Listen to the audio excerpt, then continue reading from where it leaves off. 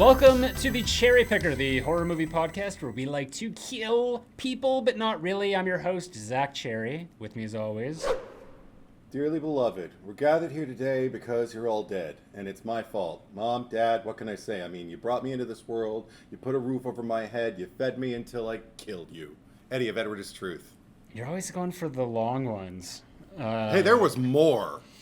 It could have been you could have done that. I just remember when you did the Nightmare on Elm Street one. It's just like, oh, the fall. You know, it's bright. Yeah, it's gonna burn off soon. Or wouldn't be so bright. I could do it right now, but no, please don't. I'm sorry I even brought it up. Today we're talking about idle hands. Yeah. Idle as in like not moving around. Rather than doing like nothing. Yeah, rather than idling. like idling. like American Idol. American Idol. Yeah. Oh my God! Jinx. Idle Hands, released Idol. October 28th, 2005. Wow, what is going on? We're into October here. I know. I mean, what is your October? How's your one going? Well, as we're recording this, it's only the 2nd, but I mean, like, last month just flew by. So it's crazy right now because I also wanted to say that 2024, it seemed like there wasn't a lot of horror releases. Like there'd be like, maybe one every month or whatever. And then in like since August, it seems like there's just so many. I haven't been keeping track of that. Like I haven't gone to everything. Yeah. I hear you. I probably missed even more than you have. But I did go to Universal Halloween Horror Nights, though. That was fun. That was pretty banger, actually. Mm-hmm. There was a Chucky Tonight Show kind of thing where he was the host of a late night talk show and answered questions from the from the audience. Yeah. And none of the people in my group got our questions answered, so we were all bummed out. I was actually watching that on story feeds. It wasn't. It was actually Sebastian. That you went with, and I saw that Chucky thing, and I actually got really triggered because I'm like, the guy who's doing the voice for it was, not like, it just felt like, hey, I'm available, like pick me. I'll do it for free. It was a long night. It was a short show, so I have a feeling they just run through them with very little breaks throughout the night. So, and that was the last thing we did. So I think he was tired too. I think he seemed a little okay. But I did think, Zach should do this. Well, thank you. You'd probably make a nice pretty penny. You just do a I little wonder, Chucky puppet. I wonder get the bragging rights. Who would be the Chucky in Idle Hands? For anyone who has no idea what we're talking about, I like to do a little Chucky impersonation, and rather than just like doing Chucky lines, it's sort of like watching a different horror movie and then finding like, okay, which character in this would be funny in Chucky's voice? Randy, I think, because he would make the less savory qualities of the character funny, and he would also, I don't know, anytime Chucky can speak from a place of like experience and give advice, I think I'd really like to see that. I'd love to see him have the titular line, idle hand. I can't do it, you do it. Idle hands are the devil's playground. Go. Idle hands are the devil's playground, Andy. Or I guess in this case it would be Anton. It's perfect. Anton, the idle hands are the devil's playground. What does he say after that? I just remember Devon Sawa's beautiful vacant expression going, keep my hands busy. Yeah. Yeah. And then you see it's like, what do I do? Like, I don't know. Like, do some fucking knitting or some shit. Don't ask me. Yeah, right. There you go. Yeah. That's why I work on the Ford. I can just see like Chucky in like this big Ford as well, like just sitting on a bunch of like books and whatever to like get the pedal. Just like, oh my God. Or I guess Tiffany would be working the pedal. Yeah. He wouldn't get to hit on that girl if Tiffany were there, though. Maybe we could get like a he would do it. He would still. Yeah, he'd find a way. He'd find a way. Yeah, he's a smart guy. Yeah. But so there you go. We got the answer to the question. All right. Before we get to the housekeeping and the movie of it all, where can people watch Idle Hands? There's a Scream Factory Collector's Edition that was released in 2020. Took that long, and there you got it. Yeah. And if that's too rich for your blood, or you don't want like the bonus features, there is another version that was released years earlier that has that cover art that you just showed, the original yellow, green, and blue cover art, which I find is actually really close to the scenic design, like particularly of the house. We'll get into that. Yeah. But you can also stream it. The Scream Factory one doesn't it's not my favorite. It doesn't really give you it gives you like maybe a moment of the movie. It doesn't give a genuine sense of like the whole film. But then you can stream it for free with ads. It'll still make money if you stream it off Pluto TV or the usual single rental, Prime, Apple, YouTube. Yeah. Maybe Roku. I don't know. But no, Roku's usually advertised on IMDb, and I didn't see a link there on IMDb, so maybe you have to pay. But who knows? There you go. There's your stuff. That's fair. Cool. I did want to update everyone on what is going on next week. So we have the Cherry Picker After Dark, and that is our Patreon exclusive bonus episode that we do every month. So we are going to be covering the Halloween franchise. But in a very specific way, because we're going to be looking at the Rotten Tomato scores, the audience scores, and our scores, and just sort of, having a gay old romp about Halloween and whose opinions are bullshit and whose are actually right. Spoiler alert, mine are bullshit.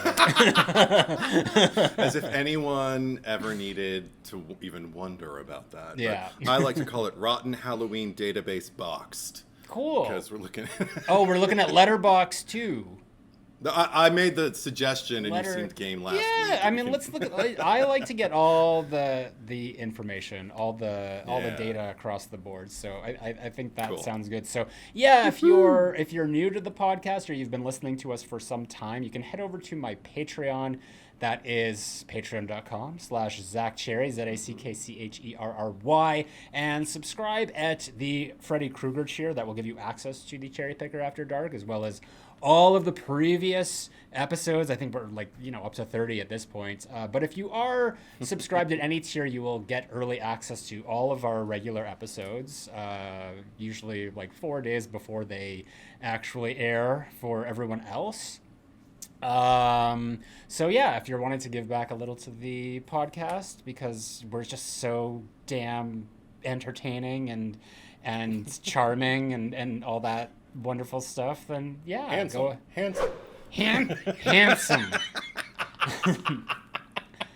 All of the most handsome podcast host that you ever did know. And I do wanna say thank you to some current Patreon supporters. So to the Michael Myers tier, thank you to Kyle Beard, Maxime Rivest, Sam Levy, Ali Hamouche, Shane Allingham, Tim McKay, Stephanie Starbright, Horror Slut 95, Bruce the Genetic Jackhammer Rando, Josh Carr, Gemma Lou, Michael Boswell, Brandy Beebe, and then Ghostface supporters Eric Champney, Daniel Saturn, Baby Ghoul, and Garrison Nichols.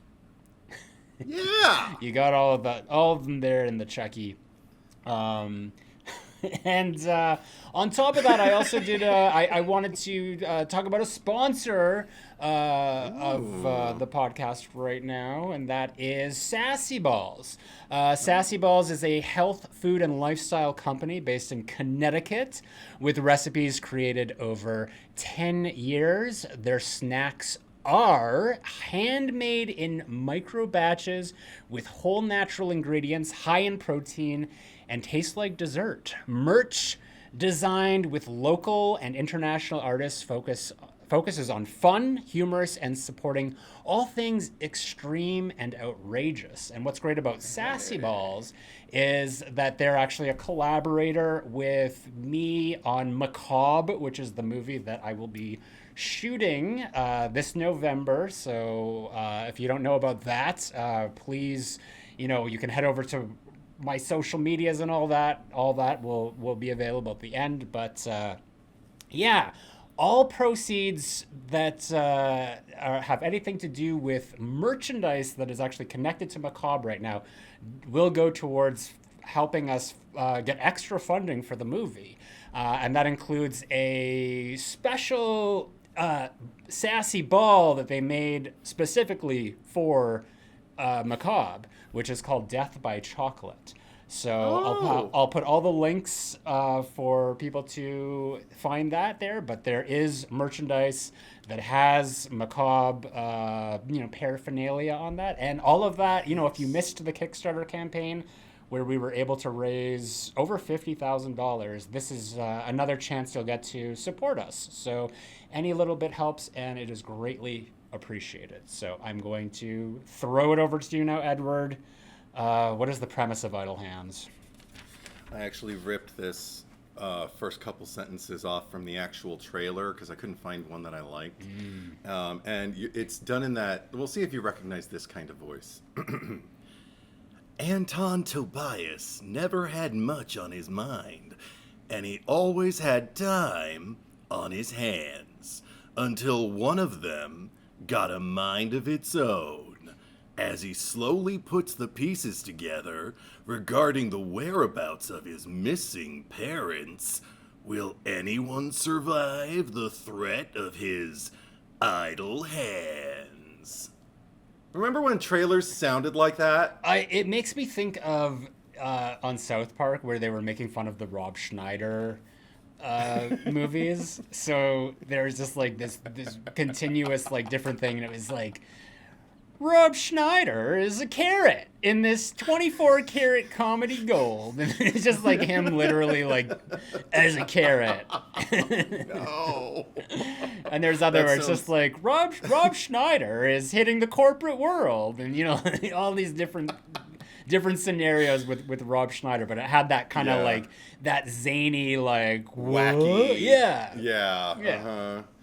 Anton Tobias is about to learn a valuable life lesson. Your hands. Welcome to this unthreatening comedy. Laughs ahead, folks. It was, but I still liked what he said. So, anyway, there you go. Yeah. Zack. So, Edward. What do you think of this movie? What's your history with it? So historically, I feel like this is one that was, I guess currently,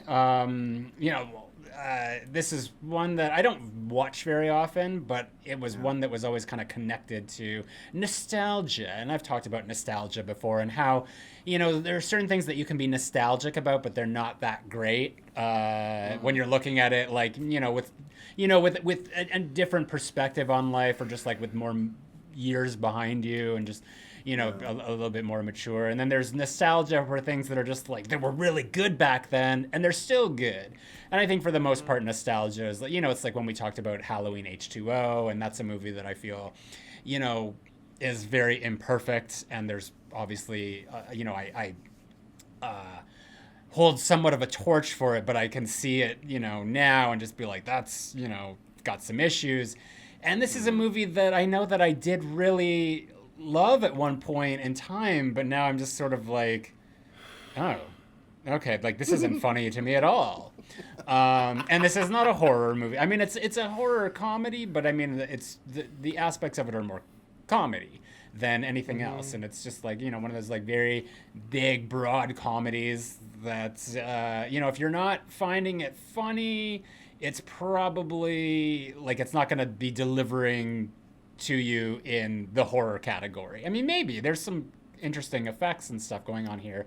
But No, like because I watched this when I bought it, I guess when that Scream Factory set came out, and was a little like, disappointed then, and watching it again in preparation for this was like, yeah, this is one that probably won't be revisiting too often.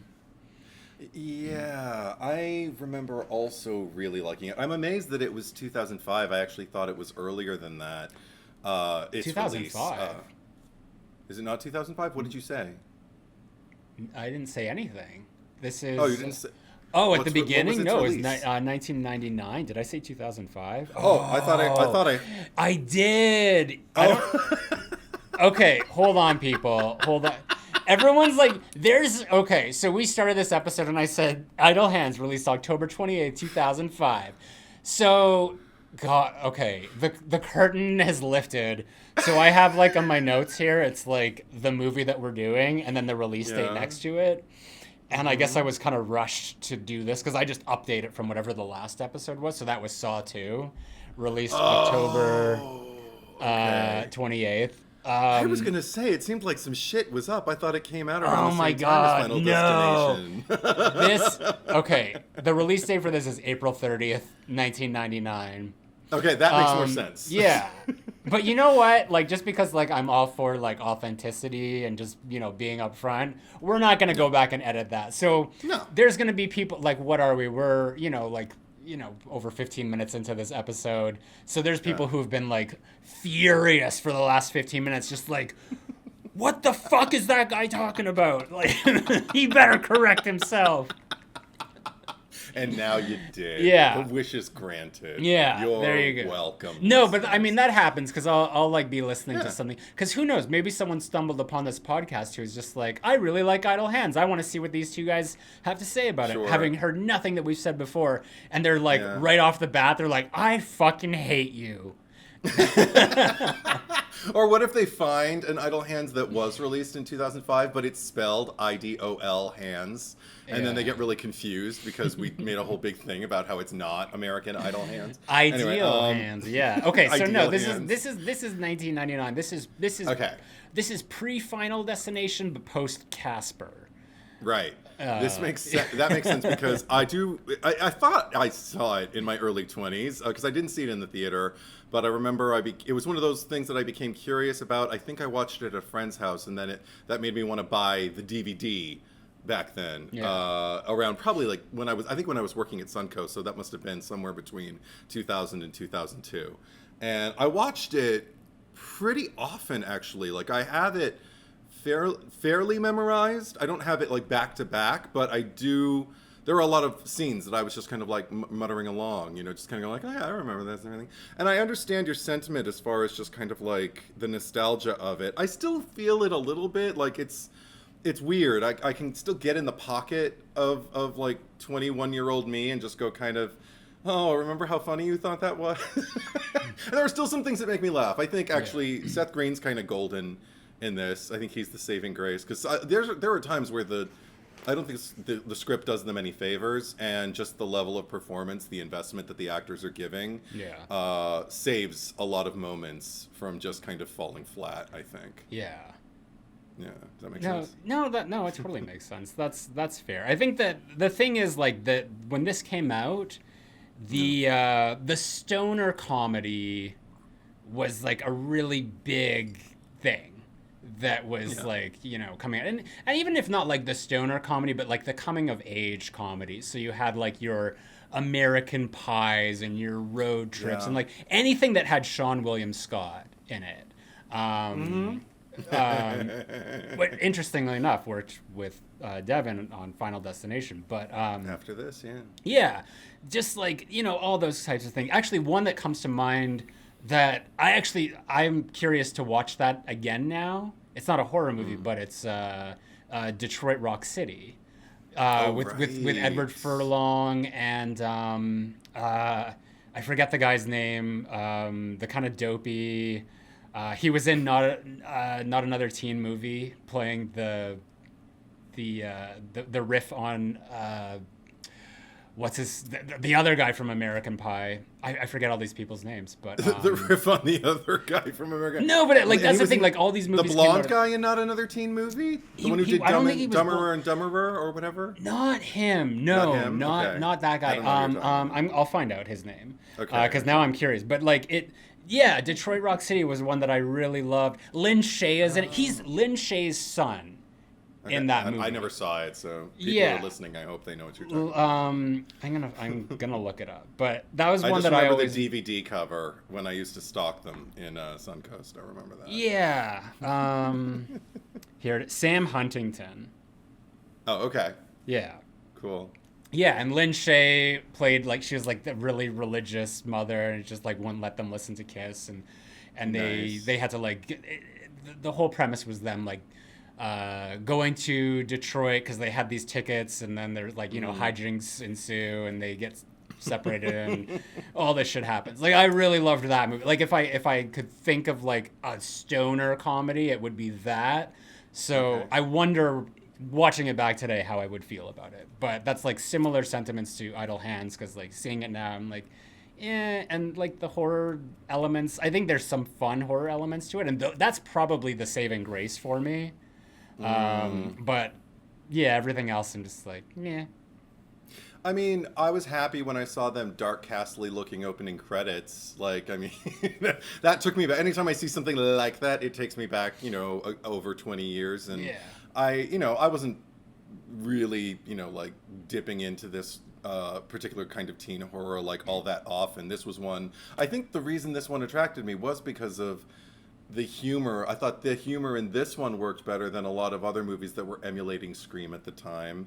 So, I guess because it didn't take itself so seriously, and because it was so seemingly irreverent. Now, what I guess used to pass for irreverence now, in my 45th year, I'm starting to.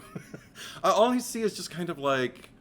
The questions that I have as far as the logic, and I know I'm not supposed to take it that seriously, but I mean, like when we see Vivica A. Fox's character come in, I love her commitment. Like she is absolutely playing to the back of the house, like when the lens is right up her nose, and she's screaming at Jack Noseworthy mostly, but and so she's having a great time, and because she's not like a core character, she can be that over the top, and I don't mind, but she seems to have this lore that follows her around, like she's almost kind of like a Slayer meets Van Helsing kind of character, and I just it kind of made me wish that the movie featured her a little bit more. Instead, she's kind of like this afterthought, like we need someone like that. So she just kind of walks in, walks out, and then has the ritualistic sex at the end, and that's yeah, with the lech of the film. Things like that. And also Molly, unfortunately for me, is kind of a non-character. Like the only reason I think I liked her before is because I liked what she brought out in Anton. Like, I don't know, it was nice watching him trying to be a decent person for someone, even though it was a lie. Does that make sense? I mean, he didn't lie to her. But I mean, when he goes over her like bad lyrics and shit, or her poetry that she reads, like something about like I don't even remember, but something about the wind in her hair and the gum on her shoes. Yeah. It's funny because like he sees the book that like she drops in the street from her moped, and he's talking about it, like he's seen this before. Yeah. And they're talking about it like they've never interacted or anything like that. Like he's just been like, kind of shy of her this entire time. And but apparently he's seen the book. I guess he's looked over her shoulder. That's what's implied by, was it Eldon Henson or Seth Green? One of them was just like, she catches you looking over her shoulder at that. Right. She's going to be pissed off. But he's like, he's at her door, and he's like opening the book, and he's just flipping through the pages, and that was like the first one. It was like devil girl, blah blah, and he's just like, these are great, and then later on, like he didn't even have enough time to process them, unless he's like this like super genius that can just read everything like very quickly. But then when he goes to her house and he recites to her, he's like, "Oh, I've even memorized my favorite lyrics." And I'm like, when? When? I always got the impression that maybe he like sat behind her in a class or something whenever she was like just doodling or just kind of like fucking around. He would like look over her shoulder, and that's how he caught sight of it. Because he does talk about it while he's looking through the window. It's like, no, man, you got to see her words. She's like a freaking poet, man, or whatever. His little gravelly voice. But then the thing is, like, that's the thing with Molly. Like, she has all these kind of great traits that he's talking about, but we never really get to see them because all we get to see her be is kind of like a teenage boy's, dare I say, dream. Just because she's like super agreeable, she's always like dressed like kind of sexy, and she never notices the hand, so she never asks about it. And then when the hand full on like slaps her on the ass, she's impressed and tells him that she's impressed. Even though I know you want to say it. I know you want to say it, so I'll just say it for you. This is the version of a teenage girl written by adult men. Yeah. Actually, is it? I guess maybe Terry Hughes Burton and Ron Milbauer. Yeah, and I remember. I think they were on the. I can't. No, maybe it was just the director. There was a commentary track on the old DVD. I don't know if it made the transfer onto the Scream Factory. Okay. But it was definitely Seth and Eldon, and I think they were. I can't remember if Devon was there. But they were sitting there with the filmmaker and maybe one of the screenwriters, or maybe both of them. I don't remember. But used to watch it quite often because it was funny. But the fact that she says like, "I never thought you'd have the balls to just grab me like that." Maybe I don't know. Maybe it is kind of believable because there's that whole cool girl syndrome of just kind of like. She looks terrified, but she wants to mask it because she does like him, so she figures she'll just act like it's not a big deal. I don't know if it runs that deep in the mindfulness of writing her character. I could see. I mean, not that I like know like what like teenage girls of like 1999 were thinking and stuff like that, but I feel like maybe that would be something that they'd be more like if it was a bad boy, you know, who like. And when I say bad boy, I'm thinking like Ted Raimi and Candyman.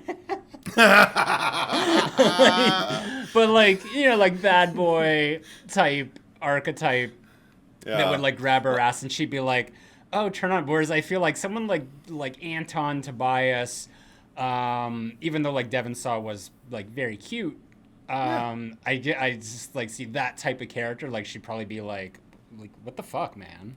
Yeah. Well, I mean, it probably helps for both of them that they're both very attractive young people. I wonder if he'd be as fascinated by her lyrics or her poetry, whatever, that she writes, if she didn't look like Jessica Alba. I think they're highly idealizing each other, which is very teenagery. So who knows? I'm not here to psychoanalyze them. Is there anything to psychoanalyze? Well, the only thing, I mean, this is the thing when I talk about the performances. I don't feel like the film is made to like be, you know, broken apart and examined and, you know, like asked, what does this mean? I mean, you could do that, I guess. But what I prefer is just to kind of acknowledge like a slight bit of pathos here and there that I get with Anton because Devon Sawa plays it. Not the whole time throughout the movie. I think he handles his slapstick.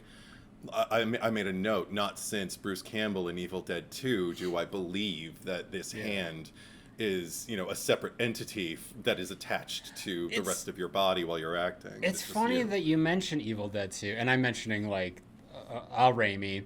That when I was watching this, I was kind of getting like Army of Darkness.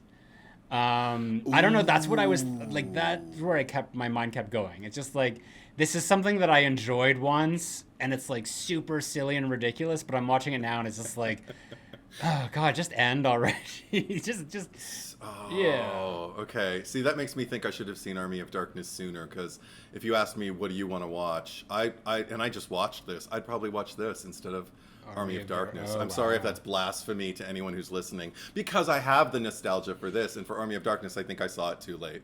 I think I couldn't get on the train by the time I saw it. And Evil Dead 2, and even the first Evil Dead, I can definitely, and the remake, which I was older for. I mean, like, we covered the whole Evil Dead franchise, and I think, like, even at this point, like, I there's parts of the remake, you know, if you can call it a remake, 2013, that I really appreciated, but I think, like, Evil Dead 2 is like, I love Evil Dead 2 so much, and the rest I'm just sort of like, yeah, whatever, like, it's not my franchise, and I know, like, people are, like, hardcore, like, love Evil Dead. Sure. And, I'm not one of them. Well. What? Yes, go for it. Well, I'm just going through the cast here. What else has Eldon Henson, also a relative of Jim, question mark, what else has he done? I don't think it's spelled the same way. Henson. The only thing I remember him in was She's All That, and I think he was the Rachel Lee Cook's friend, like, just like I guess he would have been the trope of, like, in the Not Another Teen Movie of, like, the obsessed best friend, but I don't even remember him being that in that movie. He was just sort of like the one that was like, yeah, go out with him, or like whatever. Sure. And then he ended up hooking up with Anna Paquin at the end of that. Yeah. Ages ago. No, the earliest thing I think I ever saw him in was, he was still a child, because he was a child actor. Yeah. In a movie called The Mighty, where Sharon Stone got to, like, show her dramatic chops. She was trying to kind of, you know, be taken seriously after Basic Instinct, and she got this incredible speech about the friendship between her son. I don't even remember what was wrong with her son. I have to see that movie again. But it was a drama. He was really good. Both of the boys in that were really good. I like him a lot. Yeah, he's adorable. He and Seth Green together work really well. Like, I believe that if that duo doesn't work, then I think a lot of those scenes, again, they could have been, and Seth Green, also adorable. They could, but they could have been like a Harold and Kumar, or like Dude, Where's My Car, like stoner comedy sort of thing. Was Harold and Kumar a stoner comedy? I just remember the burgers and Neil Patrick Harris. Neil Patrick Harris was always trying to get them fucked up. So I feel like they smoked. I feel like they smoked out. But yeah, they could have had their own, like, movie, or like Cheech and Chong series of movies. They did. Oh God, Seth Green and if they hadn't, like, died, I guess they would have had to come back as ghosts or something. It would have been Insidious all over again with Lin Shaye, to call back to Lin Shaye. Yeah, but all these people just getting these multiple shout outs in movies that they're not even. It's an interactive world. It's all interconnected. That's kind of what we do sometimes, is that we just sort of, like, headcanon things that just don't, things that we want to see that don't actually exist. This is what really happened to Oz, but after he left Sunnydale. Oh my God. Well, no, when did he, because he left Buffy season 4. It was like the beginning of season 4, so that would have been like 1999. That was around this time. And I think that he left because it was like, he just wanted to pursue film. I'm thinking. He already he already played Scott Evil, and they had already done 2 Austin Powers movies, and he was working. I don't know what. And he did Can't Hardly Wait, and he was doing. I feel like he was doing a lot of teenagery content then. Maybe he was getting burnt out. But what's so funny is that his role in Buffy was just so, like, unlike everything that he does, because he's just, like, very stoic, and like he doesn't really emote anything, and when he does, it's like weird, and it's never like lighthearted or funny. Like, he just says like these like very sarcastic things, but like very straight, and you're like, oh, okay, very flat. Yeah. Perfect. Yeah. Effortless delivery. But okay. But you just made me remember just a little detour here. Because it's funny for you to remark on his delivery, and just kind of like what's the word I'm looking for? Almost. It's on the tip of my tongue. The word that begins with M, where you don't show no, it's not M. It's T. It's taciturn. I am very tired. Taciturn kind of guy, and not showing, like, much emotion or anything like that very often. Just very blank. But this is called taxiderm? Taciturn. Taciturn. Not revealing any emotion through like your facial expression and stuff like that, usually. Anyway, usually means someone who's a little bit more mean-spirited, so maybe it's not the perfect word, but I remembered it. That's the important thing. But no, I remember on one of the, speaking of comments, see, I used to have time, Zach. I used to watch commentaries and commit facts to memory. I remember on one of the Buffy commentaries, Joss was talking about writing Oz off. I don't think Seth left of his own accord. It was Joss just stopped running out of things to write for him, because he's like, how many more different ways can you stretch this character? He just is so nonplussed and not really fazed by anything, and that's cool and it's nice to be around, but there's not really a lot to develop there. So we figured we'd introduce something new. We want to go a new direction with Willow. So anyway, there's the answer to your question about that. Watch our Buffy coverage, folks. Yeah. But anyway, with Seth Green. Okay, so Seth Green plays Mick here. Eldon Henson plays. Okay, how do you pronounce his name? Is it Pnub? Is it Pnub? Is it just Nub? It's spelled P-N-U-B. I don't recall anyone saying it in the movie. I was listening too, and I don't remember. I kept waiting to write it down, and I look on IMDb. Nub? And it's P-N-U-B. Maybe Pnub? it's Pnoob? I don't remember. Pnoob? Well, that blonde girl was talking about him, so maybe you have to watch back and listen to Peanut. Peanut. Peanut. That's the thing. I just call him Eldon Henson. I don't. Eldon Henson. Seth Green. So I don't even. And I remember. Yeah, I remember hearing Mick, but I just. All over the place. Their characters may as well just be Seth and Eldon. Jay and Silent Bob. Yeah. They both talk. Yeah. They both talk up a storm, though. Yeah, no, I think that's my go-to with stoner comedies is Kevin Smith, winner every time. But there's been some I think in the more recent ones, Silent Bob has gone off. He's talked a lot. Yeah. Starting with Chasing Amy, really. Before that, it was just kind of a very relevant line. But no, he can go off. Anyway, with this. That's the thing that they all got, though. Devon Sawa, Seth Green, and Eldon Henson all, I felt, nailed that stoner thing. I didn't feel like I was ever watching actors play people who smoke out. I was like, you've all smoked a joint, haven't you? Because it seems like you have. You seem incredibly comfortable around the paraphernalia and in just your exchanges and everything like that. Again, very effortless, very...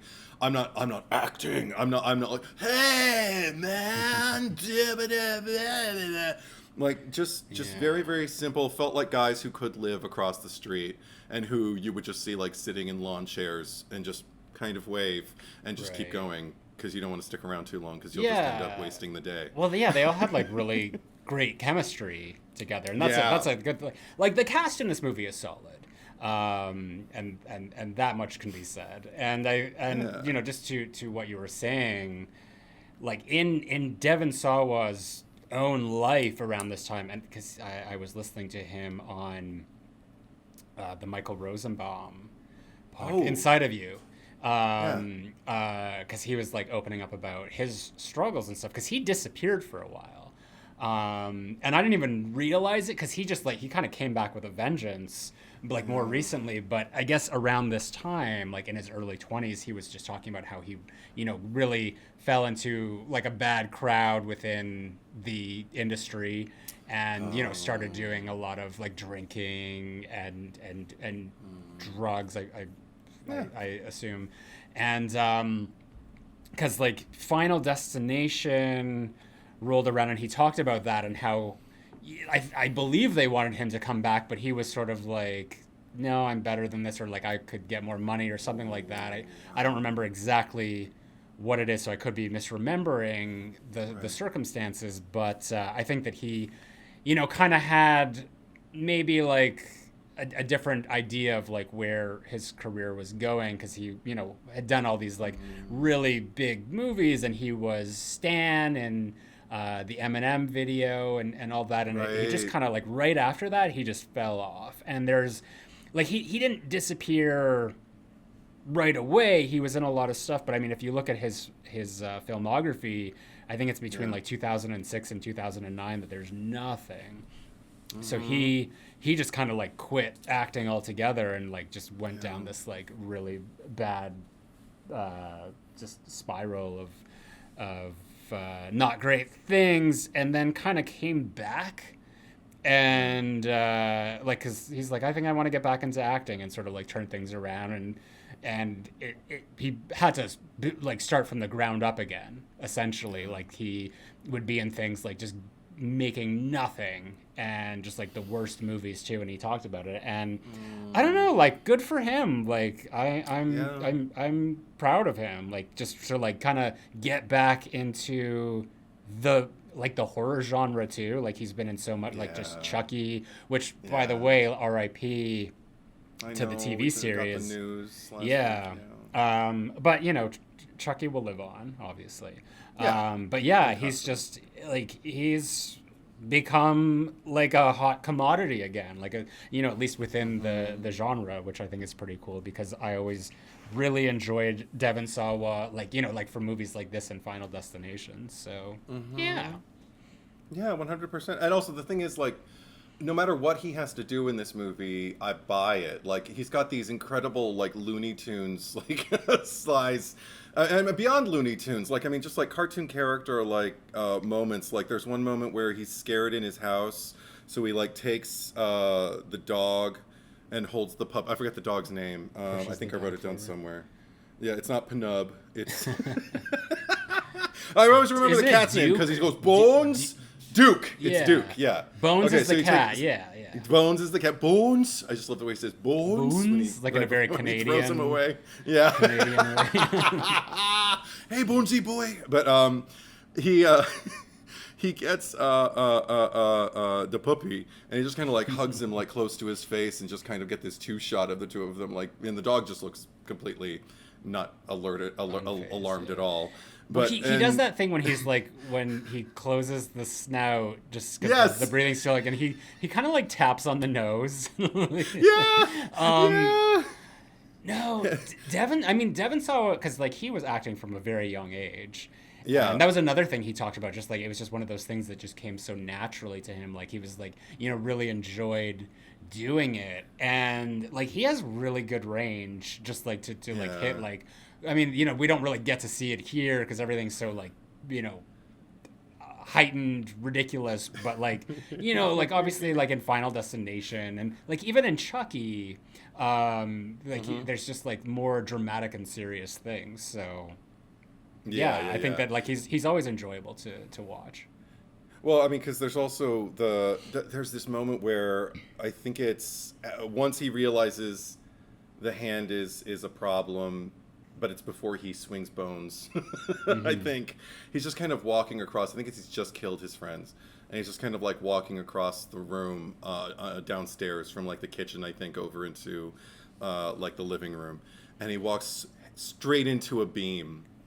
And I did laugh out loud at that particular point.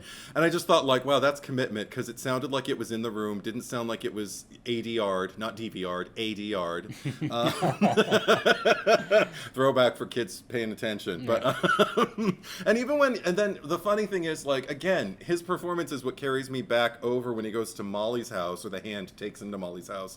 And before you know it, like, he's tying his hand up to her bed so it won't get in the way of what he's got going with her. And I just love, he falls on the bed, he's so incredibly stressed out, and he doesn't know what to do, and then she gets on the bed next to him and starts kissing him, and he has this weird aside where his eye is just kind of like there for the camera, and you just see the epiphany, I guess, or just like the just the evolution from just kind of like, I'm really, really nervous. I want this to happen, and I'm so scared, but I just don't want this hand to get in the way. And ooh, she's kissing me. I like this. Oh yeah. And you just, I don't know. You just got this rascally kind of like look on his face, and it's impish and it's playful. And his friend, he just killed his friends, and he just found out he killed his parents. And yet I'm not thinking about that because he's not thinking about that. That's star quality, I call that. But but then later when they come back to life, I mean, Seth Green knows how to rise up out of a grave plot, shallow though it may be. Just that, I remember that expression on his face. I don't know why, but particularly in my 20s, I'm not a necrophiliac, and I never have been. But I remember when actors would play dead or undead. There's something about never have been. Like, never have been. But when they would play it, when it was make believe, you know, like I think it was the intensity with which he got up out of the grave. It was just kind of like, I remember at that age, just kind of like, oh, Seth, you know. Now, if I were around someone who rose up out of a grave and, you know, had a bottle sticking out of their head, I'd probably focus on that instead. But within the confines of the film, I find it quite hot to this day. I think, like, go for it. Get it, boy. But, interesting. You're kinky. Oh god, yeah. I mean, that bottle effect in the head, like, yeah, it's so like it's so impressive, but it's so gross at the same time. Like the part that always makes me wince is when they're crawling through the vent, and he like, oh, and it gets stuck. Yeah, and I'm just like, ow, I like, because that's just gonna like push it in more. It doesn't get me anywhere near as much as Panoob, Eldon. Oh, the burrito coming out. Oh, yeah, you knew exactly where I was going with that. Yeah. I always think about just, like, the way he takes... What is it even? It looks like maybe like some kind of barbecue fork or something with tines on it that he sticks his head into like, the neck of Eldon and then just pops it down like his esophagus. Yeah. And then tapes it up. They eat burritos and all... Oh, no, it's before he tapes it up and he eats the burritos and it all just farts out of his neck. Oh my god! Like my third grade me would have been elated because, you know, I loved the gross and I still love the gross, but that was pushing it a bit. I was like, thank God I'm not eating right now because it looks gross and it's fun. But even before that, like then there's that moment where Devon Sawa was making the speech that I made at the top of this discussion, and then. But then when he's saying his eulogy, he's eulogizing his friends, and he just starts to talk about, I remember how we would just get stoned and watch TV and sit around, and I guess that's all we did. And there's a weird, like, I wouldn't call this a morality tale, but it has like has a mindfulness to it, where you just kind of realize, oh, that's a loss. Like, you liked each other, but you really didn't know anything about each other, or at least Anton didn't know anything about them, you know, beyond like the fact that they just hang out. Whereas the two of them, one of the things that eternally makes me happy, and it worked for me on this screening, all the times they make each other happy, like when Seth is taping up Eldon's neck and Eldon's just kind of like just grinning. He's like beaming a little bit, like he's taking care of me. And there's a few moments like that where, I don't know, I just kind of feel like the friendship, the bond is there, and I enjoy it. Just gives it an extra layer of humanity that if you cast the wrong people in those roles, this would just be kind of like, watch this movie about wacky hands touching pretty girls and burritos coming out orifices. I don't know. But yeah. And I don't want that. But and I did laugh when Panoob, Eldon, just goes like, why would we go to hell? We're not bad. I mean, it's not like we're good or anything, but at least we don't go around killing people. There's still some good lines. There are great moments within this, but it's like, you know, the ride through is not that entertaining. I do like the part where he hasn't been like reattached to the head yet, and he's just like kind of upside down on the armchair, and the cops come in, and they're like, freeze or whatever, and then he's like, what should I do? Or, like, Devon's like, what should I do?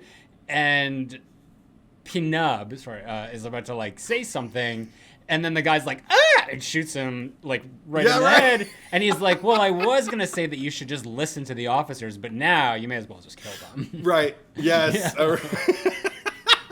Or even when Seth, I remember talking, because a lot of people that I worked with, I remember working at Suncoast first for a while, and then I worked at Borders for a while after that, and so I worked with a lot of my age and younger people, so 20s and younger at the time. And I remember, hold on. You gotta pick her up by the tail and just swing her. She just wants company. Okay, are you gonna be chill? She's gonna go to her Just food. be chill. Just be chill. Just be cool. Just be cool. Okay, just give me a second. I just want to make sure she's going to her food. This is she's good. She's good. Okay, she's we're good. We don't need to cut anything. Oh, good. All right. This is what we go through, folks. Anyway. Yeah. With my cat. But yeah, there's sometimes where it's really bad. With the young people, I remember there was that part where Seth Green takes the electric knife or whatever. He's just kind of like, or the electric carver. Yeah. He's just kind of like, look at me, I'm Leatherface. And someone asked me, who had never seen the original Texas Chainsaw Massacre or any of the sequels, literally asked me, that's a line from the movie, right? And I'm like, no. Leatherface is a mute character. At most, he, or... But he never imagine doing that on the sales floor. But no, there maybe in like Rob Zombie's Texas Chainsaw Massacre. Die! I'm chasing you, I'm Leatherface. But and Mick has that line also, just like, Anton, we got antiseptic and adhesive bandages, the ouch-free kind. It was cute. Again, I don't know, it's just like the little moments where they actually care about each other, or even when Mick stops him from like, come on, I haven't done much with my life and everything, and I gotta get it up, and he's like, okay, no Kevin Costner speeches, let's just go. And I'm like, yeah, let's just move it along. We don't. I'm convinced that Anton learned the lesson. We don't have to do that. But then immediately after that, he's involved in a hit and run. He runs into Debbie. They just kind of go, what was that? Oh, well. And then they drive away, never knowing that they hit a woman who luckily is fine. But well, what if it was a man? What if it was a man? What if it was a man? Well, what if it was like a dog or whatever, you know? Yeah, what if they hit anything alive? Yeah. No, just if they hit anything alive, but it's just kind of like, okay, so... But because it was a woman. They couldn't learn... They couldn't have learned much if they just back up without looking behind them, hit something and go, there's also the fact that she was going to murder Anton. That's true. And that was like another... She's like, I know how to fix it. Die! Like, she just pulls the knife out, like, no warning... I mean, how do you warn someone that you're about to murder them? Because that's the only way to stop this curse. And then that gives one of the only moments that I actually liked of is it Randy when he's just like, don't you think that's a little extreme, kitten? I mean, I thought we were just going to beat the shit out of him.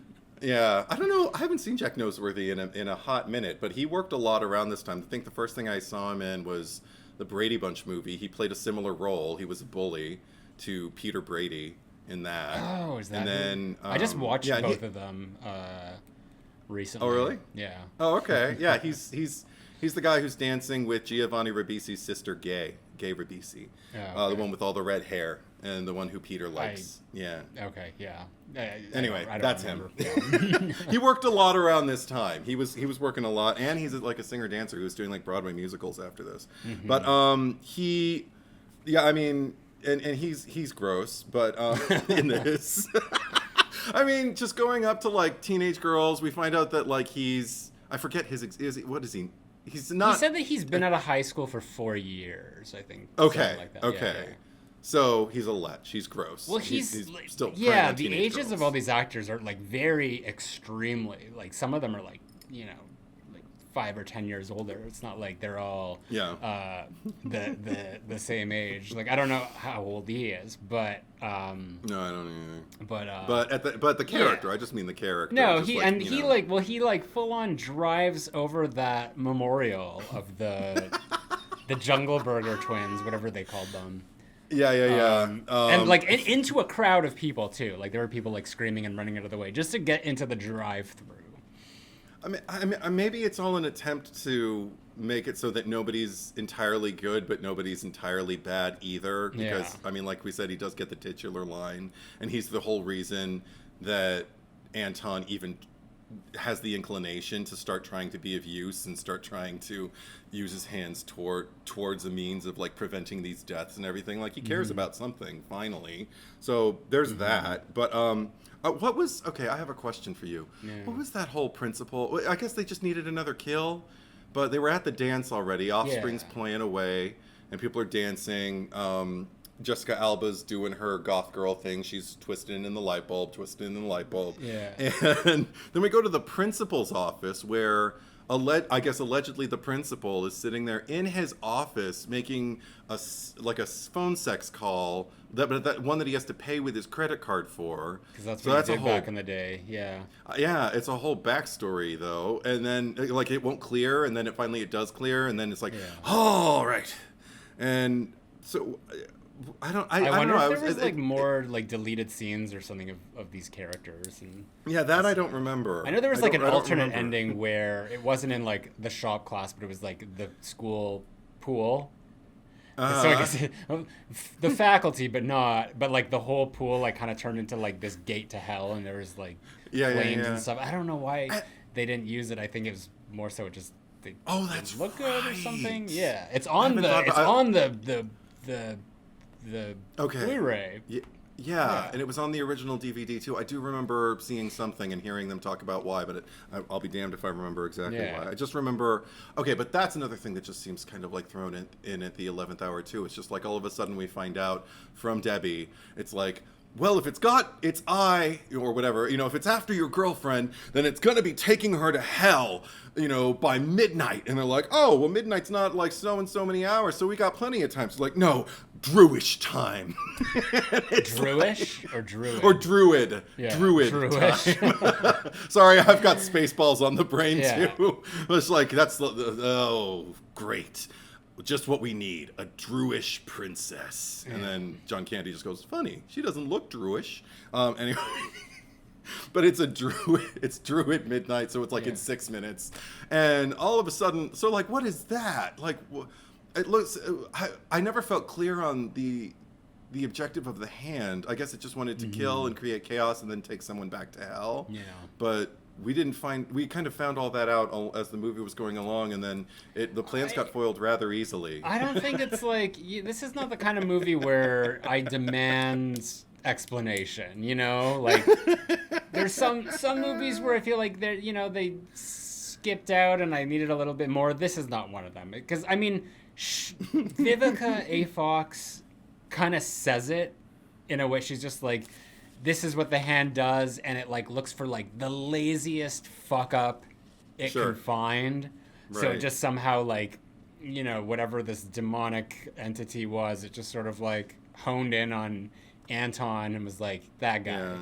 But when Randy tells her that he knows who it's after, and she just grabs him by the collar and, don't you fuck with me. Oh my God, I love that. See, again, I laughed out loud to the back row, yeah, that was What fun. did she, before this, she had done, I know she was in Independence Day. She was Will Smith's girlfriend. And and then obviously she's in Kill Bill.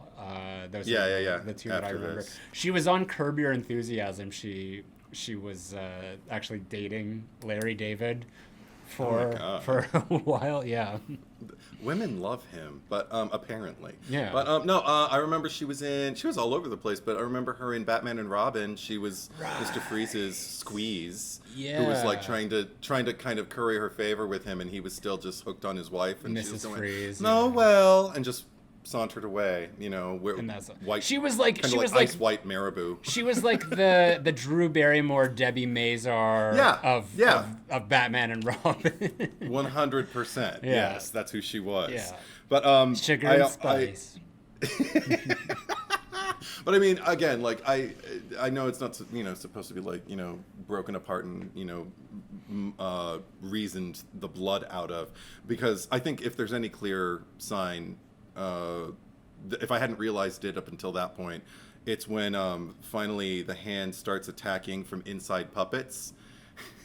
And then the puppets start to develop facial expressions. And all of a sudden, like you were talking about Army of Darkness, for me, I was getting Scary Movie. Like the Wayans brothers, Scary Movie vibes from all that. The fucked up puppet when Anton blows the smoke into its... And I did not laugh at, but I did laugh at... It's probably the only line of Molly's that I did laugh at, where Mick shows Mighty Joe Bong! And they all start smoking weed, and Anton gets an idea, so he starts smoking the bong too. And she goes, "You're getting stoned with your friends? Unbelievable!" And that made me laugh out loud. And I just... and the rest of it's just cleaned up nicely because we all had a good time and we're ready for the movie to be over. But I did like seeing, again, they weren't bad guys. So Seth Green and Eldon get to go to heaven. They got their little wings. And I even love the way Seth does his little, his little shoulder. But do they? Because they're just like kind of hanging out and they're talking about like walking through a nurse. Yeah, well, because now they're his guardian angels, so they just gotta like hang around and stuff. But they had to go to heaven. To get their wings. Okay, so I paid attention. So that I need maybe a little bit more explanation for. Have you ever tried to smoke nutmeg and oregano? No, because it sounds like it would taste horrible. Especially that combination, like nutmeg and oregano. Like I can understand why someone would think it sounds like it would be foul enough that it must do something. Yeah. And if you're desperate, you'd probably try. But no, I never tried. How about you? Yeah. Maybe. But like, no, it was one of because I saw like in the movie. I'm just very curious. Oh my god. But not in a way. Not like it wasn't a thing like, oh, I'm gonna go get high. I just like I'm just very curious, and it wasn't even like to smoke it. It was just like to smell what it would like be like, and it was just like no, I'm not putting that in my system. But I'm curious as like how many people like saw this and were like I'm gonna try that and just see what happens. I have a feeling most of the stoners must have at some point, just out of desperation or curiosity. I was also sort of getting, I mean, I wasn't getting, but I was just like, when he's making the sandwich with the knife and the blood and the mayonnaise, I was just, all I could think of was Halloween 2, like Mr. and Mrs. Elrod. Because it's like, here's the bloody knife and like the... Harold, you want mayonnaise on your sandwich? How about mustard? All I could think, I thought about Halloween 5 when the goofy cops showed up, and one of them was he worked a lot. He was in like That Thing You Do, and he was on the thing I remembered him always from was the old commercial. Do you remember this? The Got Milk commercial, where there's a guy and he's in a museum with the bullet that shot Alexander Hamilton and Aaron Burr, and they're like, who shot Alexander Hamilton? And he looks at the painting and he looks at the bullet and he calls the number, and he's got a mouthful of a chocolate cupcake or something, so he can't talk, so he goes, oh bro. They're like, I'm sorry, we don't understand you. And you're, and he takes the milk carton, pours it into the glass, and no milk comes out, and he just kind of bangs the carton like, where's the milk? He goes, ah! That's that cop. The one who gets stabbed in the head with the knitting needle, or the one whose face gets electrified? The one whose face gets electrified. Okay. Yeah, he was the Got Milk guy for a long time. I remember every time I'd see him, I'd be like, oh, bro. And people would know what I was saying. Oh my gosh, it's Bruce Burns. Oh my gosh, it's Aaron Burr. But I didn't look up his name, but he'll always just be Aaron Burr guy to me. They're all, but that's the thing. I feel like do kids these days even get that reference? No. I wondered, they made a Red Shoe Diaries reference, and I was wondering, do kids these days know what that is? Well, I remember Red Shoe Diaries. Like, I don't know if I ever watched it. But I remember it just sort of because Red Shoe Diaries was never as like provocative as like the ads made it seem. Like you turn it on, like this is boring actually. So I might have like started to watch like things of Red Shoe Diaries, but it was like I remember that like because that was like out around the time, and it was like it would come on TV late on like a Friday or Saturday night, and you're like. No, this is pretty tame. This is. There was always something better on Cinemax. This is nothing to brag to your friends about at school. No, like, guess what I watched this weekend? Yeah.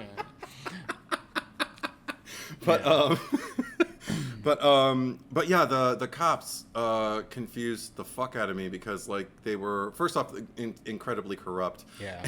And like planting, like like finding a baggie and smelling it and taking Anton's dollar.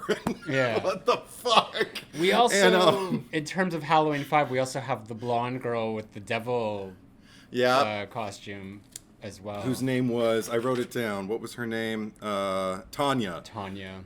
Who basically exists to die in this movie. Like, the whole reason she exists is to kind of almost get it on with a guy who is dead.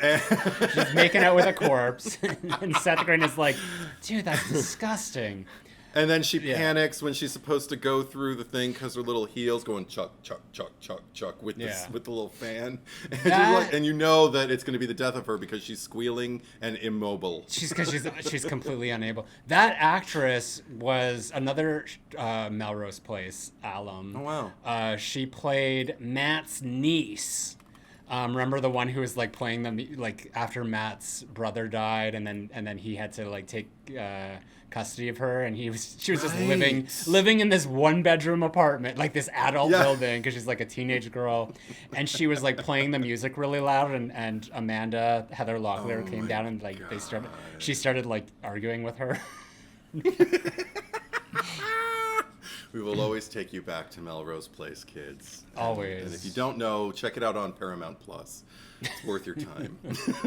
I think so. If you can get season one is one's a little rough. It's a little.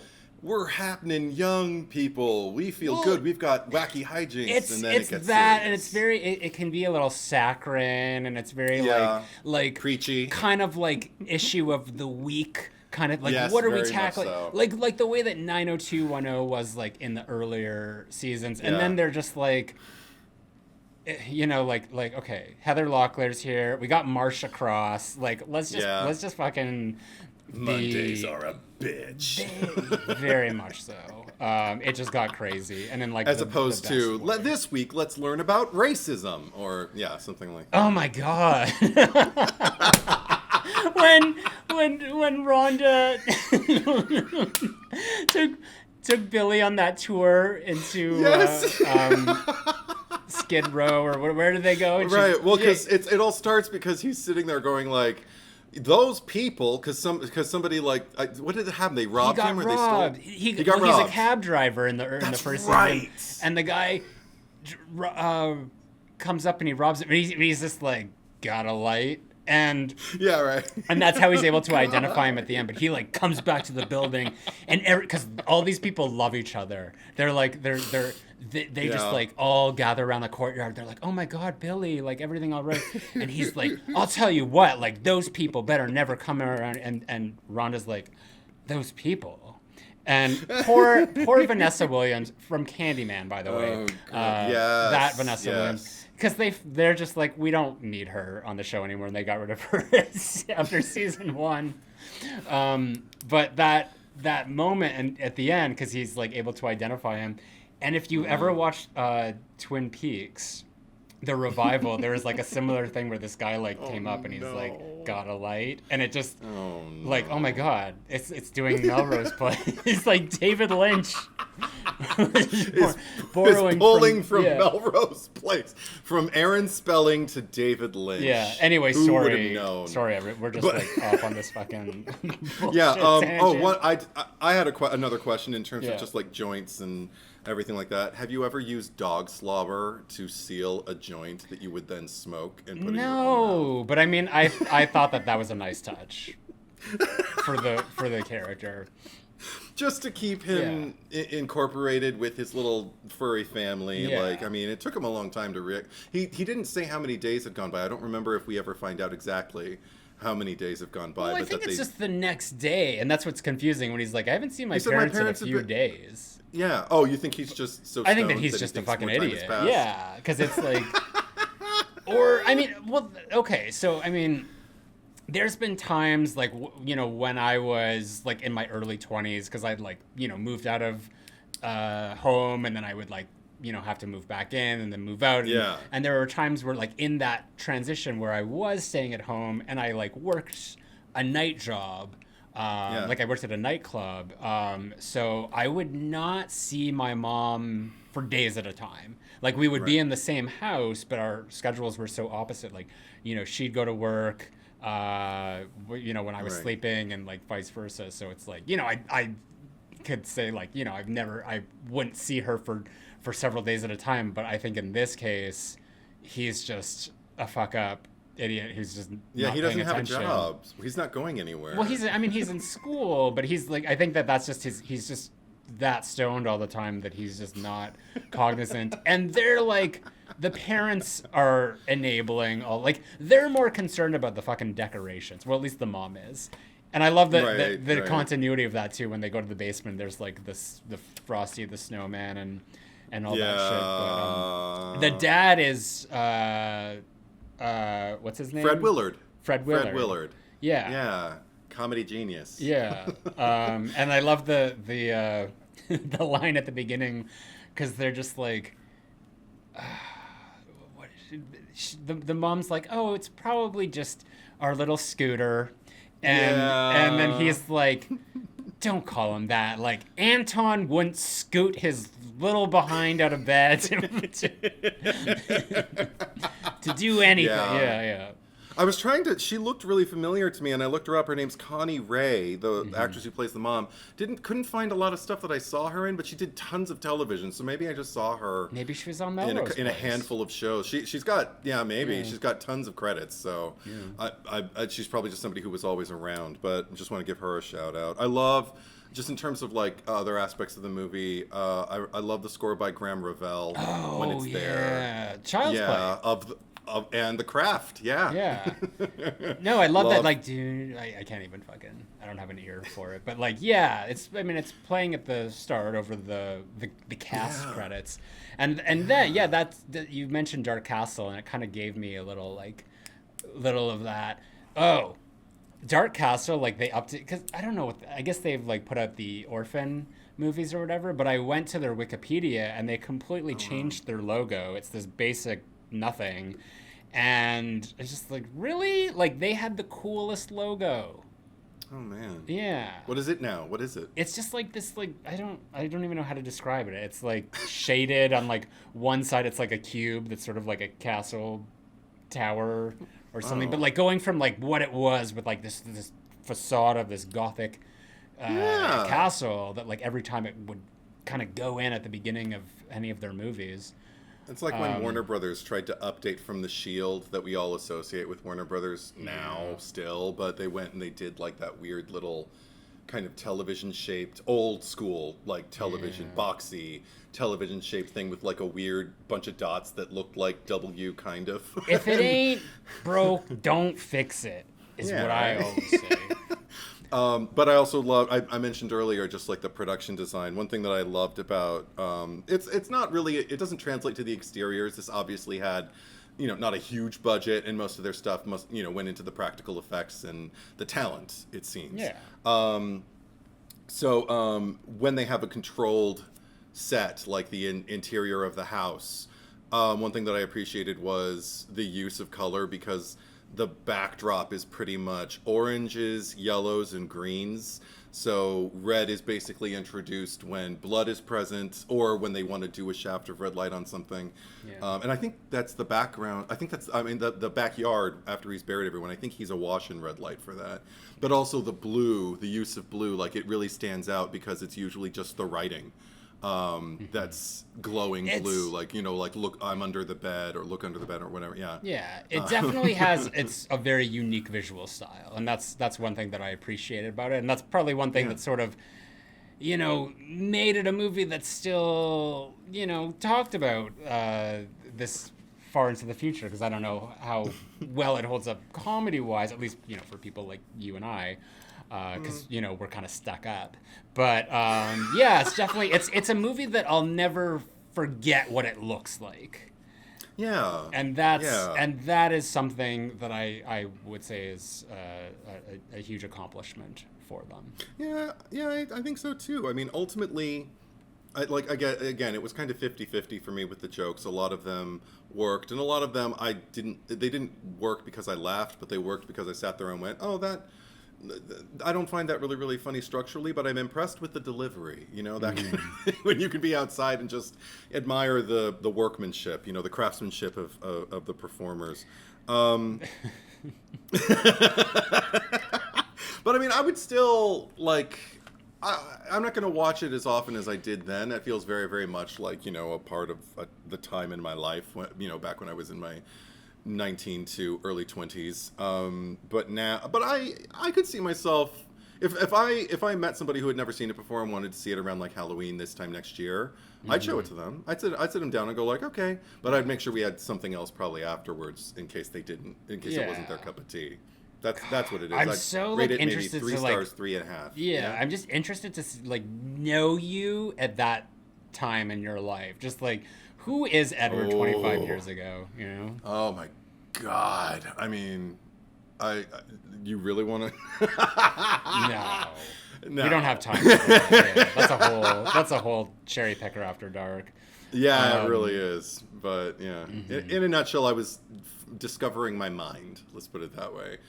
For the first time, felt like this was flexing and felt like I could discern and but also have a good time. Become, the discerning yet. So it sounds like you probably would have been cooler back then, I think I was. not using your mind back then. No, I don't know if I was as easy to hang around, but but if I liked you, I was. Yeah. What about you when you were watching this? Like, what was little baby Zack like? I think that it's just a more extreme version of like all my more annoying attributes. So I mean, that could be different for everyone of how they perceive me, but yeah. I don't know. I don't really. I try not to think about that. Like, how do other people perceive you? Like, it's such an interesting thing, but it's like I don't know. Like, I guess that that's I know I never. You're the villain in someone else's story. Yeah, exactly. I probably was too, but no, I knew that I had never read more nor wrote more than at that particular time in my life. I do know that. Okay. So I felt like this. Were you like writing poetry, but not writing it? You were like cutting out like magazine letters magazines. And pasting them in That's another thing. They look like ransom notes or lyrics and something. But again, that feels very like teenagery to me, or at least teenagery of that time. I don't know if kids these days are carrying around journals with magazines. I don't even know what magazines are. I don't know. Yeah, like it's. That's another thing. It's such a bygone era. I don't know what, like, I guess are we at Gen Alpha now? Sure. I don't even know what they're going to be called. Is Gen Z, because like Gen Zs are all like 20s now. They're all like adults. The bracketing is what I lose because the thing is I don't even really belong to any of those groups myself because I'm so cuspy. Like I'm not quite. I'm definitely not a boomer. Those were my parents. Yeah. But I'm kind of on the You're heels. I'm on the. I like missed Gen Courtney X. Cox, who's like boomer, Gen X. And, like a very right. Yeah. And when she's describing the things in Scream, I was like, "Where are we going with this?" If you said Gail Weathers, I would have got it faster. But no, Courtney Cox, like, because she is like in real life. I think she's like technically a boomer. Oh, yeah definitely. But because I know she was, I think she was the oldest person in the cast of Friends. But it just looked incredibly young. But but yeah, I was on the heels of Gen X, and I do not consider myself a millennial. Like I see the things, I see the memes for millennials, and I'm like, no, that's not even my sister who's 3 years younger than me. Like, but that's much more her thing. I think I lean more Gen X, but I'm cuspy. That's what I am. I'm Gen cuspy. That's fair. That's where, yeah.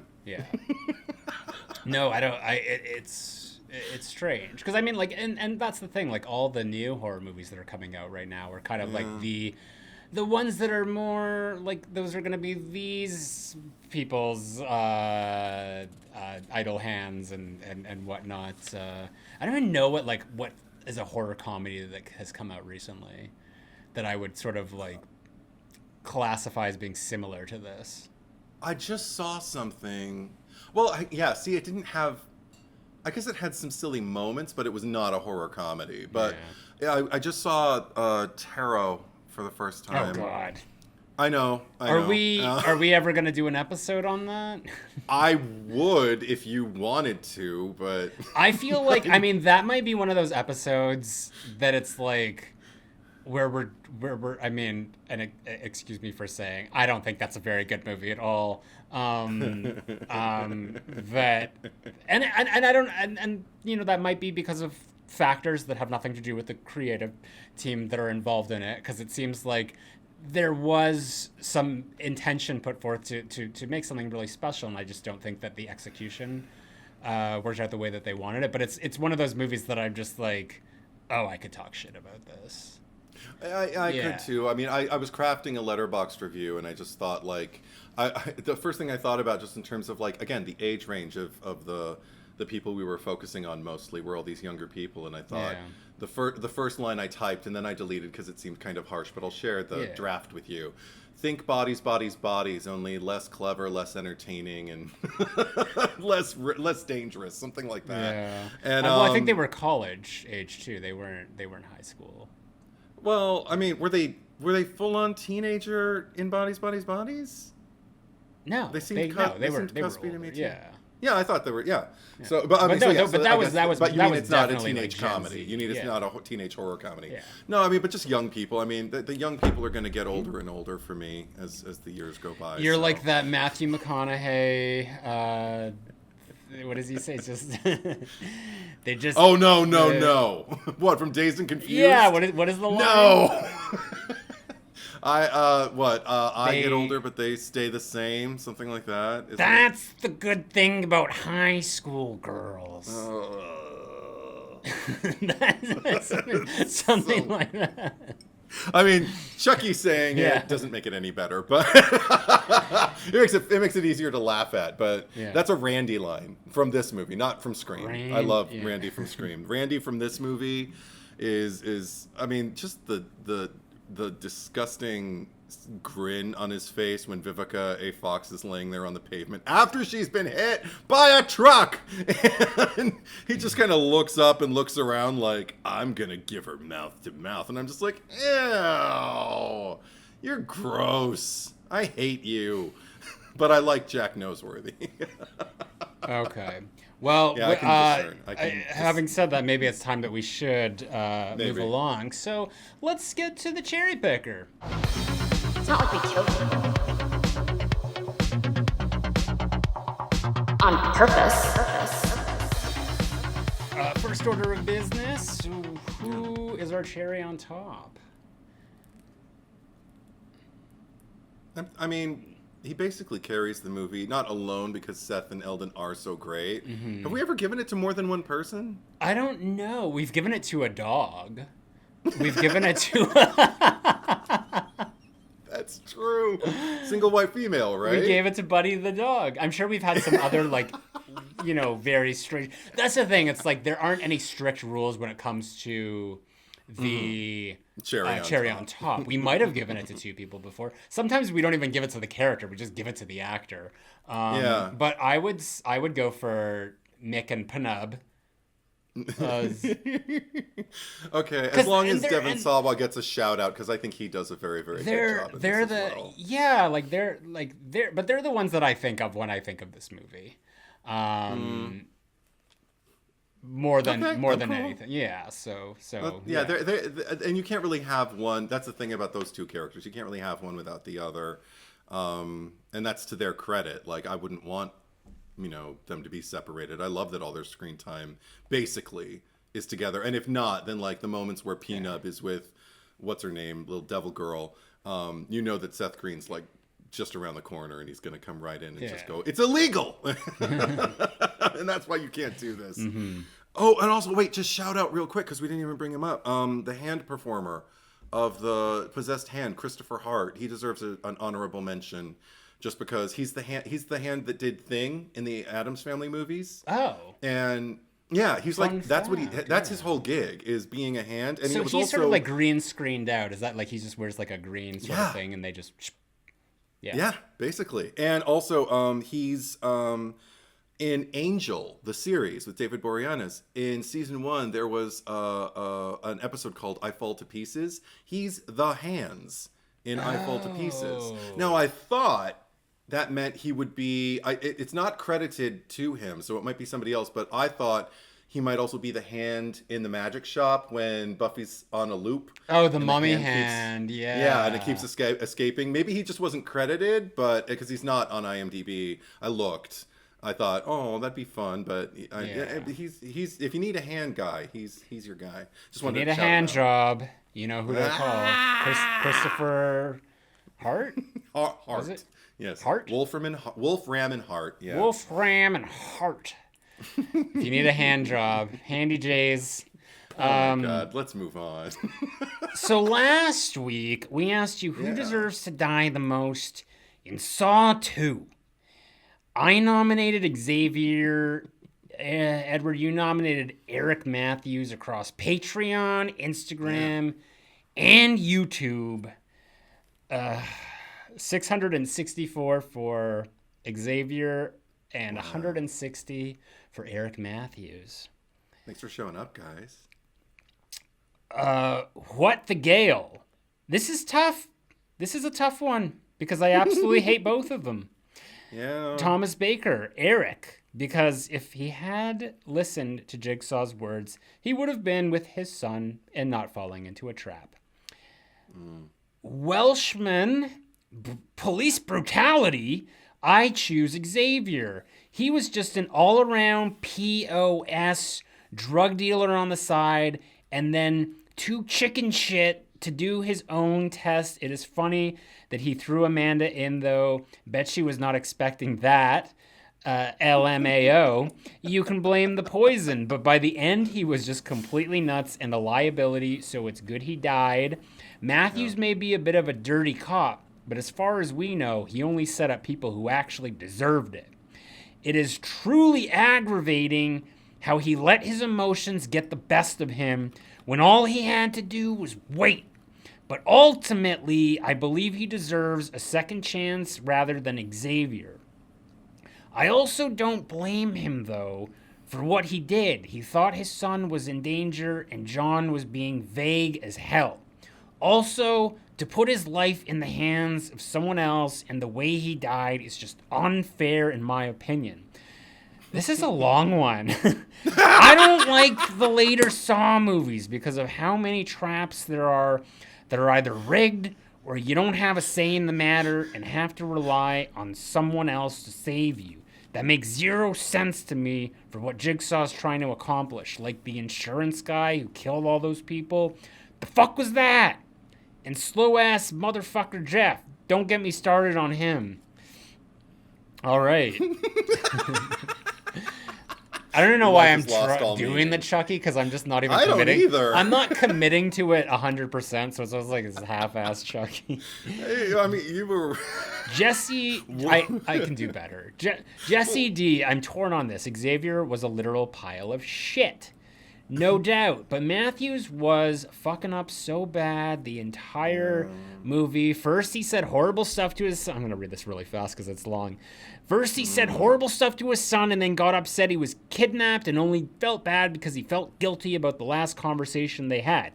Secondly, he crossed the line big time with John, and I hate cops who abuse their power. And then, the cherry on top of the douchebag sundae that is Eric Matthews, he put all those people in jail and even planted evidence, if I'm not mistaken, and I'm a firm believer on rehabilitation for addicts, non-incarceration, as I have 9 years sober. Drug charges can ruin your entire life for fucking up once, and no one wakes up one day thinking, I want to be a heroin addict today. No, they move on. They more than likely want help, but can't get it due to resources or where they live. So yeah, fuck him all the way to hell. He got what he deserved, and seeing Amanda shut the door on him at the end was so satisfying. Love the podcast and both of y'all. The banter and conversations are great, guys, and I know you don't take requests, Zack. LOL, but I would love to hear y'all review Death Becomes Her. I think it would be fabulous, campy fun. Yeah, love that movie. David Garrido. I'm voting for Xavier because even though Eric was the cause of Daniel being kidnapped by Jigsaw to be used for his test and ignored John's request to sit down and talk to him for 2 hours, his test required. It was the sight of Xavier chasing Amanda and Daniel to collect the numbers on their necks that made him snap and get his location out of John, even breaking a finger. David is like me, where I just I'll write a huge run-on sentence without any stops at all. Yes! Because that's what this was. We just don't believe in ending sentences. Jazzy Boo. Commas. I would pick both since I can't. But since I can't, Xavier, because he literally tossed Amanda in a pit of needles and still failed. Eric was just dumb and a bad cop.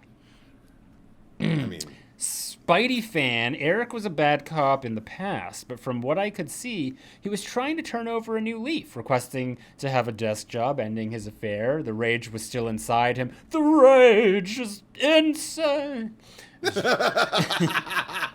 Not quite.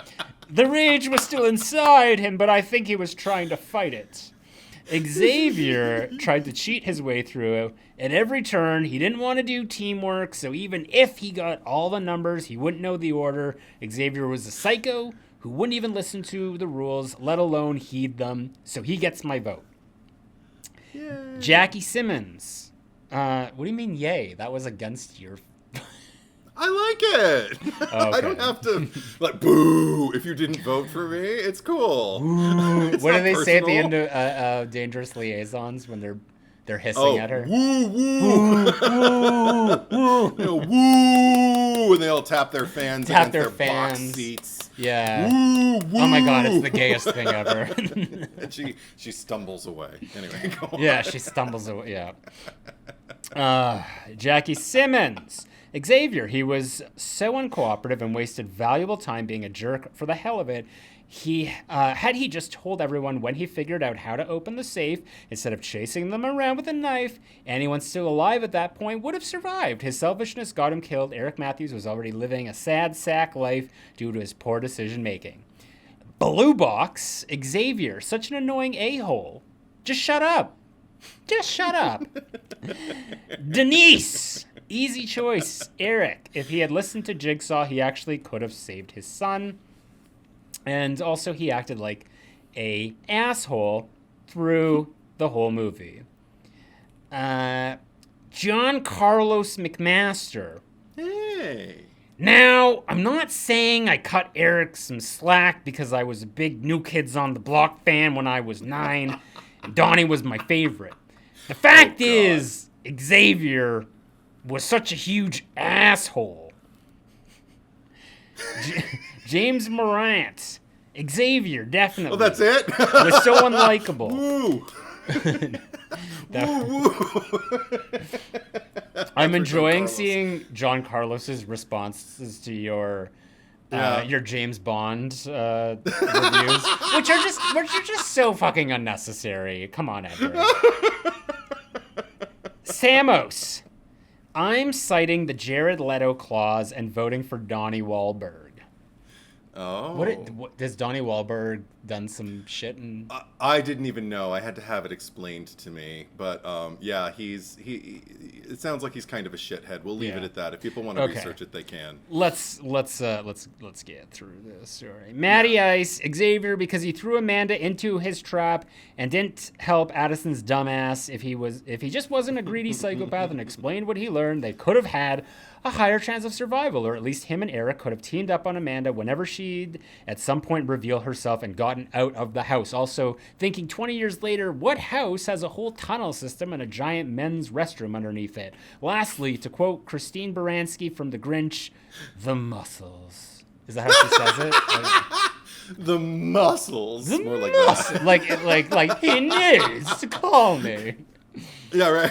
My peonies. Yeah, a little bit, yeah, because it's part of a whole crescendo of edits where they're just kind of going like the nerve, the rage, the muscles. Gibboni, Xavier, just when you think he can't be any shittier a human being, he gets worse. Death by needle pit for this testosterone bro.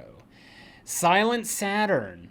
Eric did genuinely care about his son, so he's not a complete POS. Xavier is, but he's also hot. So tough decision. It always comes down to that. I go with Xavier. While I don't mind Amanda being thrown in the needle pit, she sure deserves it, and then some. It was a dick move nonetheless. Wow. Oh, my stars. Your response. I know, right? Clutching your my pearls. stars and garters. Fresh. Vixen, Nella, Pops. Both characters are shitty people, but if I had to choose one, it's hands down Xavier. Eric at least cared about his son and was trying to do everything he could to save him, even though his stupid ass should have been gone step by step and stayed in that room, like Jigsaw said. And I mean, come on, it's Donnie Wahlberg. Xavier didn't care about anyone but himself. Instead of trying to work with his fellow trap mates, he was a complete asshole. Then he tried to murder everyone to escape by himself. And Matthias Egeman says, Eric Matthews, he had his own 12-step program, or more like 5-step program. Step 1, we can have lots of fun. Step 2, there's so much we can do. Step 3, it's just you and me. Step 4, I can give you more. Step 5, don't you know that the time has arrived? I feel like that's a New Kids on the Block thing. Probably. Yeah. I wouldn't be the one to ask. Yeah. Not really my bag. New Kids on the Block had a lot of hits. Chinese food makes me sick. Do you remember that song? Yeah, I remember. That's Is that Marshall Mathers LP? I think. Yeah. I don't remember. Is that Or is it Eminem? Or is it the Eminem show? No, I think it's like LFO or something like that. No, but I don't know. No, someone... but he. Oh, if it's LFO, then he sampled it. Marshall Mathers, Eminem, okay. Sampled it on one of his. Cool. Yeah, that's what I know it from. All right. Well, I'm gonna make this short and sweet because we gotta wrap it up soon for our editor. But I'm going to. I don't even know the name of the character. We'll figure it out later. But the cop who gets the needle in the ear or through the head. Ruck. His name is Ruck. He's played by Nicholas Sadler. Yeah. Well, Nick Sadler, it's your unlucky day because you're on the chopping block for just being an all-around douchey cop. Yeah, that's all I got. Okay, I can't. See, you had to go and do that, and now I don't know because I thought you were going to choose Randy. I thought you were going to choose Randy. Well, I thought I was too, but okay, I'll choose Randy. I'll choose Randy. No, too late. You already okay. You cast your thing. The die is cast. Okay. And once it's cast, it's uncastable. Yeah. Unretractable. I don't know. Okay, I'll choose Randy. But I mean, just want to say Sean Whalen is McMacy, and he was the cop that I thought I was going to choose if you chose Randy. But Randy because I mean, yeah, corrupt cops. I mean, again, like, didn't work for me last week, so this week I won't choose a corrupt cop. I'll choose an asshole who is a lech. Yeah. I mean, I guess he has some redeeming qualities, but he really should have died. He was gross. Yeah. Like, just for hitting on teenage girls, in and of itself, like, get rid of him. That's my reckless choice. Driving, yeah. Okay. And reckless driving. Anyway, those are your options. You can pick Ruck or Randy, and voting will be open on Patreon. Even if you are not supporting over there, head over and cast an extra vote, and maybe stick around and support if you want. We're also on Instagram at the Cherry Picker Pod, so you'll find the poll there. Follow us. And if you're new to the Cherry Picker and you're watching us on YouTube, subscribe. The polls are in the community section. And if you are wanting to listen instead, the RSS feed link is in the descriptions down below. Many different ways that you can digest this bullshit that we bring you. Like a burrito. Every week. Like a microwave burrito. Like a leaky burrito. And esophagus. Yeah. Edward, where can they find you on social? I'm on the Instagram, I'm on the Letterboxd, I'm on the YouTube, and I'm not really on the TikTok, but there's an account there. So if you type in Edward is Truth, one word, traditional spelling, you should find me. How about you, Zach? Main YouTube channel, Zack Cherry, ZackCherry. I'm on Instagram at Retro Bitchface, all one word. Twitter, ZackCherry8, and Letterboxd, Zack Cherry, same spelling. Head over there, see whatever the fuck I'm doing. And next week is the Cherry Picker After Dark. That's the Patreon exclusive. Yep. It's the Halloween, what Letterboxd, whatever the fuck. The Rotten Halloween Database Boxed. And and then we'll be back for our next regular episode, which is right in time for Halloween. Is going to be Halloween 3 season of the witch it is. So stay tuned for that one. Good night, everyone.